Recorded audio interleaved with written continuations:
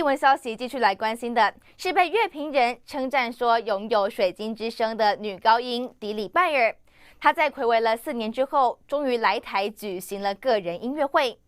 而这一位在芬兰国家歌剧院的第1位终身独唱家，他会带来全新曲目给乐迷们欣赏。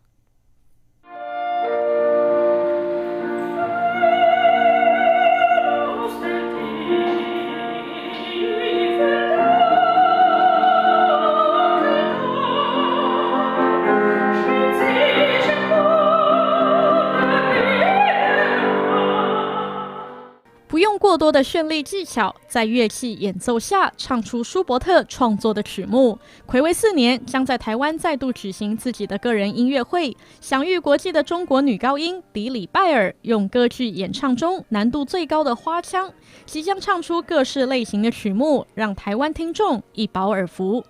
就国交啊，所有的乐队都交响乐团都合作过，那的曲目又不一样，所以我们每次都是来回轮番着来。这次呢，可能还带来了一些，就是我自己首唱的一些，比如说中国歌曲，首创的中国歌曲，还有所有中国歌曲基本上属于我还从来没在台上唱过新的，所以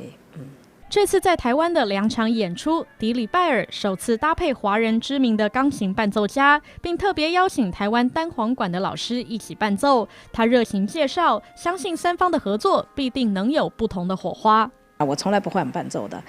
现在在大陆我时间也长了，来一回是吧？完了后我呢就是惊奇的发现，我们有这么好一个钢琴家张嘉玲教授，我带他到台湾是第1次，我们俩在这合作，就说我在大陆以外第1次跟华人钢琴家一起合作，台湾的这个演奏家一起合作，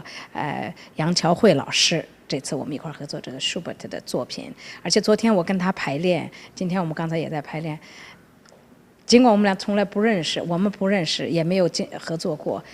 一拍即合，非常好。传统的歌剧曲目，或是在华人地区演唱时必定会准备的中文歌曲，活跃国际乐坛的迪里拜尔，邀请大家一同来欣赏他用歌声的美唱出的人生厚度。人间卫视徐真敏、何坤茂台北采访报道。